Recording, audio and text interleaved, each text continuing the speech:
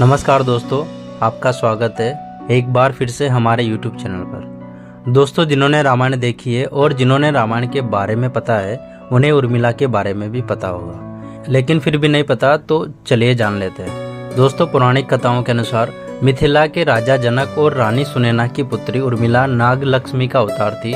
उनकी 2 संतानें भी थी, अंगद और चंद्रकेतु। दोस्तों, आज की इस वीडियो में हम जानेंगे उर्मिला के 4 रहस्य। अगर आप भी जानना चाहते हो तो इस वीडियो के अंत तक जरूर बने रहिएगा।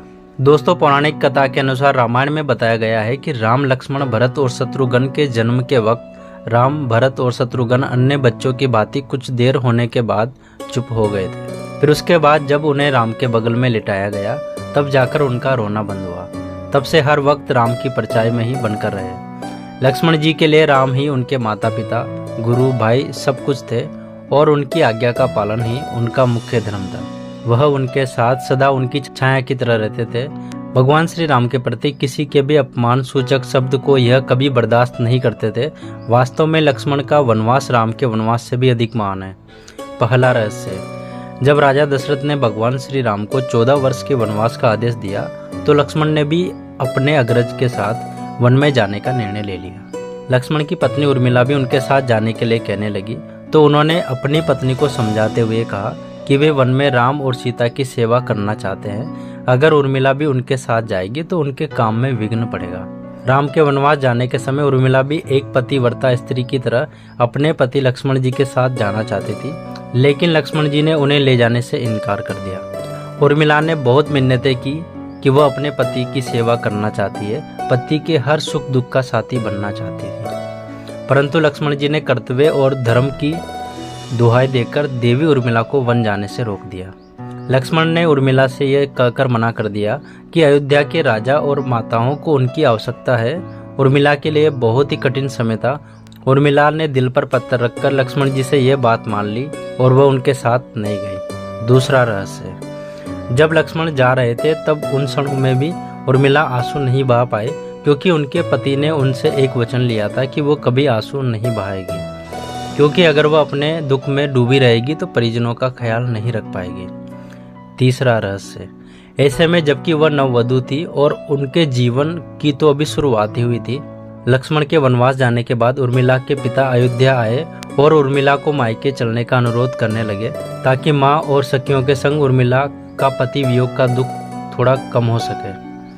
परंतु उर्मिला ने अपने मायके मिथिला जाने से इनकार करते हुए कहा कि पति की आज्ञा अनुसार पति के परिजनों के साथ रहना है और दुख में उनका साथ छोड़ना उसके लिए अधर्म है। यह उर्मिला का अखंड पतिव्रता धर्म है। चौथा रहस्य, वन में जब श्री राम और सीता अपनी कुटिया में विश्राम कर रहे थे तो लक्ष्मण प्रहरी के रूप में कुटिया के बाहर पहरा दे रहे थे। तभी रात में उनके समक्ष निद्रा देवी प्रकट हुई। तब लक्ष्मण ने निंद्रा देवी से वरदान मांगा कि उन्हें 14 वर्ष के लिए निंद्रा से मुक्त कर दे। निंद्रा देवी ने लक्ष्मण को वरदान दे दिया, लेकिन साथ में यह भी शर्त रखी कि उनके हिस्से की निंद्रा किसी न किसी को लेनी पड़ेगी। जब लक्ष्मण ने निंद्रा देवी से निवेदन किया कि उनके हिस्से की निंद्रा उनकी पत्नी उर्मिला को दे दी जाए, कहा जाता है कि निंद्रा देवी के इस वरदान के कारण ही उर्मिला 14 वर्षों तक सोती रही थी और लक्ष्मण जी जागते रहे थे। कहते हैं कि वनवास से अयोध्या लौटने के बाद जब भगवान श्री राम का राज्याभिषेक हो रहा था तो उस समारोह में उर्मिला भी थी, लेकिन वह नींद की अवस्था में ही थी। यह देखकर लक्ष्मण उनके ऊपर जोर जोर से हंसने लगे। यह देखकर वहां सभी मौजूद लोग दंग थे। तब लक्ष्मण ने बताया कि उर्मिला अभी नींद में है और मैं उबासी लूंगा तभी उर्मिला की नींद टूटेगी। यह सुनकर सब लोग हंसने लगे और उर्मिला आहत होकर वहां से चली गई। रामायण के एक रोचक हिस्से में बताया गया है कि जब लक्ष्मण जी वन से आए और पत्नी के कक्ष में गए तो उन्हें देखकर उनकी पत्नी भयभीत हो गई और पहचानने से इनकार कर दिया। इसकी वजह थी कि वह 14 साल तक उर्मिला सोती रही थी और इतने दिनों तक लक्ष्मण जी को उन्होंने देखा भी नहीं था। रावण के वध के बाद जब श्री राम और माता सीता और लक्ष्मण वापस अयोध्या लौटकर आए तो वहाँ प्रभु श्री राम के राज्य तिलक की तैयारी करने लगे। उस समय लक्ष्मण जी जोर जोर से हंसने लगे। तब लक्ष्मण ने इस हंसी का कारण पूछा तो उन्होंने कहा कि सारी उम्र उन्होंने इस घड़ी का इंतजार किया था कि मैं श्री राम का राज्य तिलक होते हुए देखूंगा, लेकिन अब उन्हें निंद्रा देवी को दिया गया वो वचन पूरा करना होगा जो उन्होंने वनवास जाने से पहले दिया था।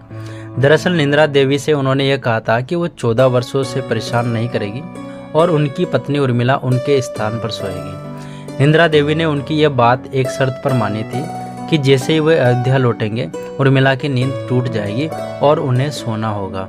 लक्ष्मण इस बात पर हंस रहे थे कि अब उन्हें सोना होगा, वह राम का राज तिलक नहीं देख पाएंगे।